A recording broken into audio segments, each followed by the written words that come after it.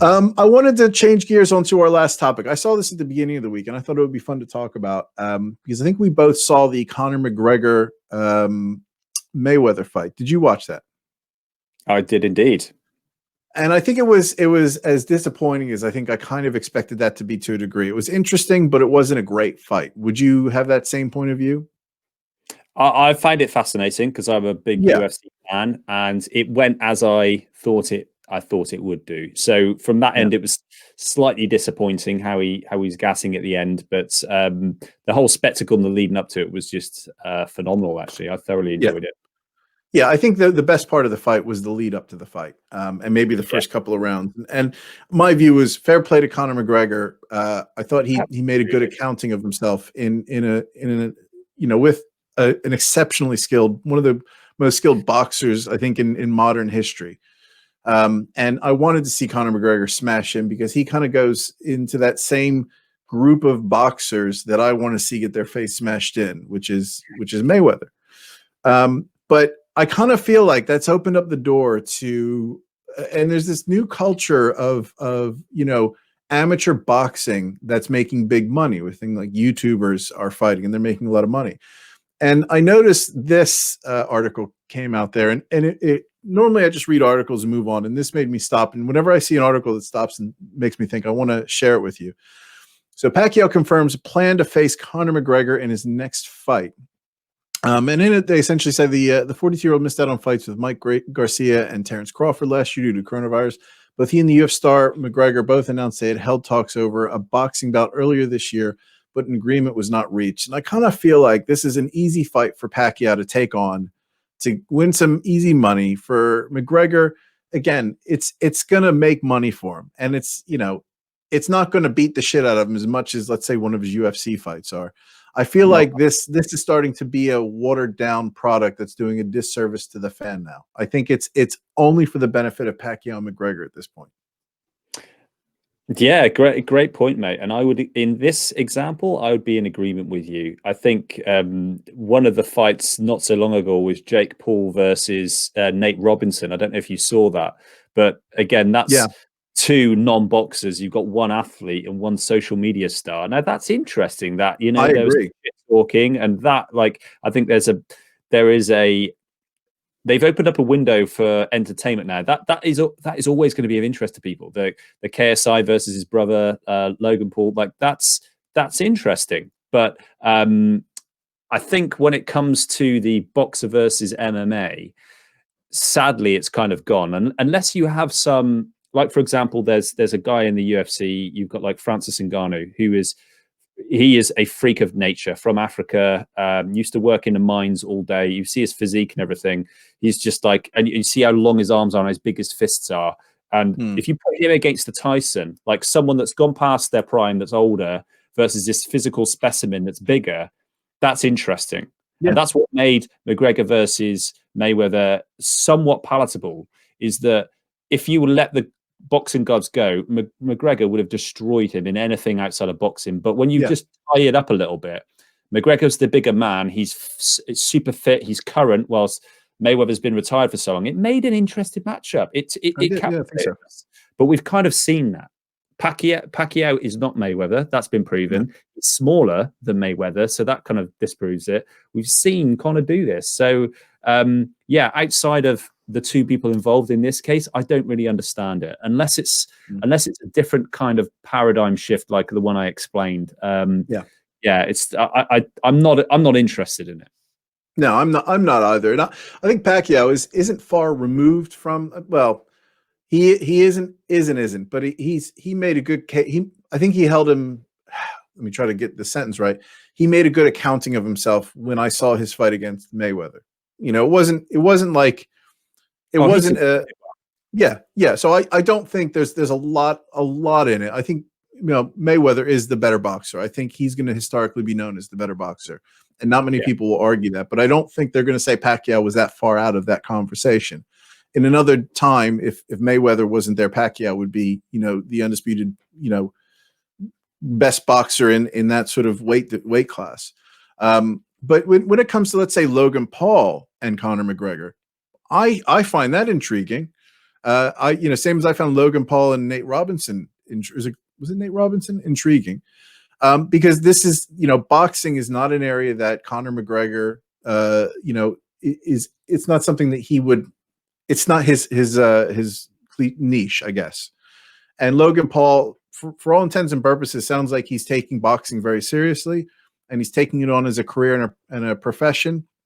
And fair play to him. He's a troll, and I think it would be interesting build up between him and Conor McGregor, because I think Logan Paul is sort of like a Jedi troll, as is Conor McGregor. So it would be interesting to see them match up in an arena that they're both not necessarily skilled in. I think Conor would smash Logan, but that's more interesting than, let's say, another regurgitation of Mayweather and McGregor. There is one thing to find here as well. It's Jake Paul. It's Logan's younger brother that fought Nate Robinson and knocked him out, and it's Jake Paul. Logan Paul. I'm pretty sure it's trying Logan. to. No, it's Jake. So he had a fight with Nate Robinson, and he's the one that's. I think Logan is in the mix as well, but Jake has also been trying to get a fight with ex-UFC fighter Ben Askren, who's an ex-wrestler, Olympic wrestler, and he's also trying to get a fight with a world-class Brazilian Jiu-Jitsu guy, Dylan Dennis, both of which are not very good at stand-up. So that would be a very interesting boxing. I'd actually put my money on Jake Paul. But Jake Paul versus Conor, I think the other thing you've got to bear in mind is that I don't know Jake's statistics. I know that Logan is a beast of a man. He's a big unit. Conor isn't. Like he's mid 5 foot. So I think he's 5'7" or something. So he's going to be outweighed a lot. And there's a reason that you have weight classes, and that it could be troublesome. Although he's got far more skill than them. At a certain point, weight class is going to. It is going to matter. Yeah. That again, I would agree with you. If you've got an unskilled big guy versus the small, skilled, highly skilled guy, that will forever be fascinating. The Pacquiao McGregor thing, it just doesn't do it for me, unfortunately. And by the way, your apologies. You are right. I think I thought I didn't realize the clips, because Logan Paul's been the one trash talking, and I think I've got the both mixed up. So Logan Paul, he's been training like a boxer, like a professional boxer. Has Jake Paul been doing the same? Has he been taking on this as sort of like a passion project?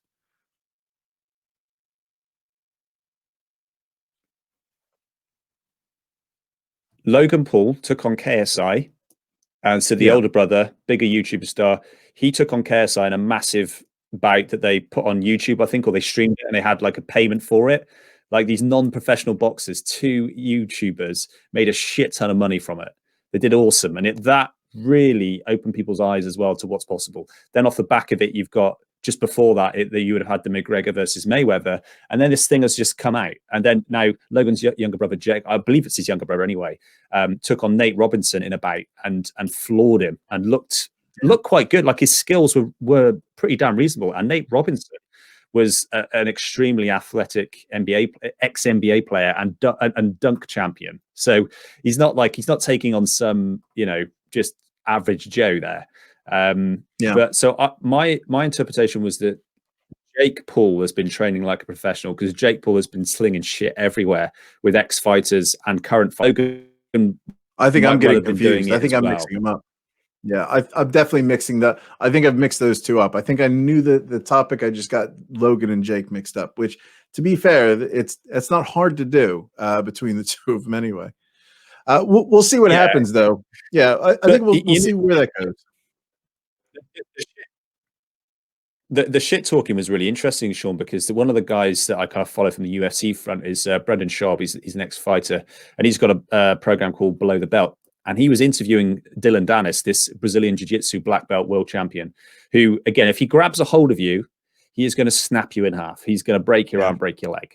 But on a stand-up, he's got to get to you first, and you could knock him out potentially on the feet because he's learning how to box. Now, if you get someone like Jake Paul against Dylan Dennis in a boxing fight, you've just nullified Dylan Dennis's main weapon. If they were grappling, there wouldn't be a contest. That, you know, it would be null and void. But it's the same for Ben Askren. So he's been chucking shit at both Ben Askren and Dylan Dennis, and Ben Askren's a wrestler. He's an Olympic wrestler, but his stand-up is not very good at all. And I would back Jake. And Jake went on live. He knew where they were going to be when they were having an interview, and he had like toilet rolls. And he was at the back of a van and was lobbing toilet rolls at Dylan Dennis. Dylan Dennis, mid-interview, runs to the truck to go. They're filming the whole thing, and he's chasing them down, and they're throwing again, like laughing at him, throwing the bird, all that type of stuff, and drove off just to try and incite this, just trying to get a fight going, like trying to get talk and everything. It's so like it's entertaining to watch. Like fair play to him. He's like he is a pro shit talker, like you said. Yeah. But I'm not sure if anything's written down yet. I don't know if anything's planned yet, Sean. I don't know if you know.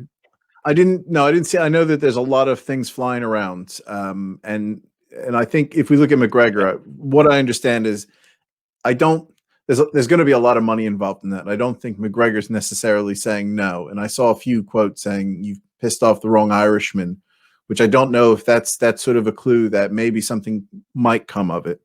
The Paul brothers are interesting in this theater because I still want to see someone smash their face in, but I can't deny how good they are at the spectacle and I guess getting the interest and getting these fights and they get it. As annoying as I find them, as reprehensible as I find them as people, they're good at that sort of area that Conor McGregor has excelled in the UFC. It's they get that part, the marketing. They're down. Yeah, I agree with you 100%. Now, I don't know if you knew this, but Conor McGregor is due to fight Dustin Poirier this Saturday. So it's his first fight in almost a year. I think a year now. So he's due back in the cage. Now, Khabib, who beat Conor recently, who went undefeated and is now looks like he's retiring, although it's not been official yet. His belt is up for grabs. So they're suggesting that the winner of that fight might go onto the crown and to go for the belt. So if Conor comes back and beats Dustin Poirier, who's one hell of an opponent, Conor's going to line himself up to go for the belt again, more than likely. And I think he's going to go after that wholeheartedly and try and get a rematch with Khabib. So I think if he wins in emphatic style and Khabib is still actually saying, no, I'm still around, and they're going to have a second fight, that's going to be mega. That might be one of the biggest UFC fights of all time. Because Conor is now more trained. He hadn't taken that massive layoff before coming back to Khabib. He's got a new training regime, which is more offensive rather than defensive, because he said in his loss that he was just focusing on anti-wrestling, trying to stop Khabib rather than actually trying to knock him out, which is what he's best at. However, the line that you've got on here, Manny confirms Conor McGregor and Conor saying you've messed with the wrong Irishman. Well, if Conor gets knocked out emphatically, he's going to have a real steep road coming back. And it could be the end of him in the UFC. I don't know. It depends on what happens. But this could be the perfect type of side project. Keep him hungry. It's easy money. It's so much easier with 16-ounce boxing gloves or 10-ounce, whatever they agree on. Actually, it'll be less than 16. Than it is getting like a shin bone to the head or having your arm broken. So it's an easy payday for him, and it might make sense from that end. I think if that does get, because that makes perfect sense. If he's on for this fight with Khabib, then all this stuff with Pacquiao and the Paul brothers is just a waste of his time. It's just absolutely irrelevant to him. Whereas if let's say he loses this weekend and that bridge is too far for him to make a comeback, there's a lot of easy money for him. But I would think that he would actually hold fire on this Pacquiao fight and go with one of the Jake Paul first. Was it Logan? Oh, fucking hell. Jake Paul first. Because Jake Paul is going to be an easier jump for him back into the ring. As big as he is, and as whatever skill he's shown, McGregor I still think should be able to handle him before taking on Pacquiao. Pacquiao is highly skilled, and I think he would get a bigger payday starting with Jake Paul first before going to Manny Pacquiao.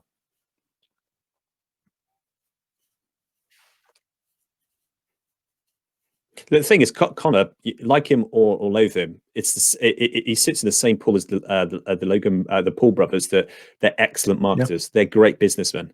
So he's just trying to keep his options open. Why would you limit them? Like, why call off Pacquiao? Because that could be a legitimate backup plan. So it doesn't make sense if you're pursuing the UFC career, but with the UFC, one or two losses, and it's hard going, and it's the hardest sport on the planet. So it'd be interesting to see what lines up. But I don't know if you know this either, Sean, but ex-world strongest man Eddie Hall is taking on ex-world strongest man Tor Bjornsson, the Mountain from the Game of Thrones. They're scheduled to fight this year. So you've got two of the biggest, strongest human beings on the planet that do not like each other, that booked in about a year, and they're going to have a boxing fight. If you look at their YouTube channel, that's all that they're doing right now. They've both cut weight. They're training professionally to have their fight this year. I saw Eddie Hall. So it's yet another example. We haven't seen the end of this. And frankly, I'm just fine with that.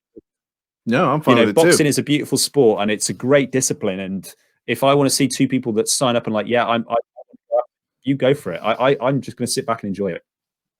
I think it's a really good old school way and a gratifying way for people with beef to hammer it out.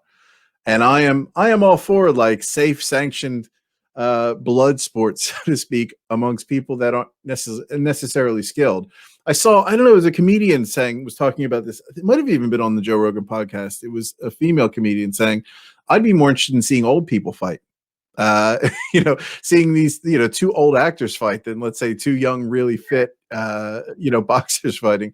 But yeah, I'm all for it. I'm actually really intrigued. I did see the picture, which I didn't realize what the context was.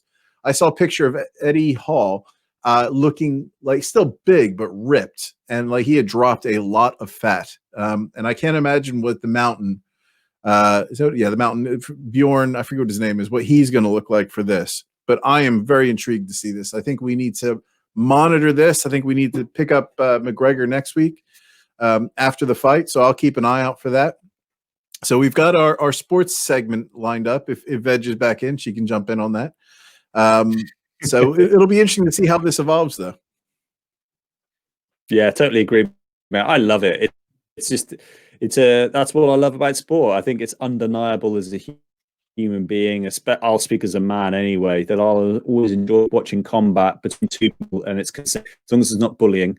They're both standing up as men and they want to test each other.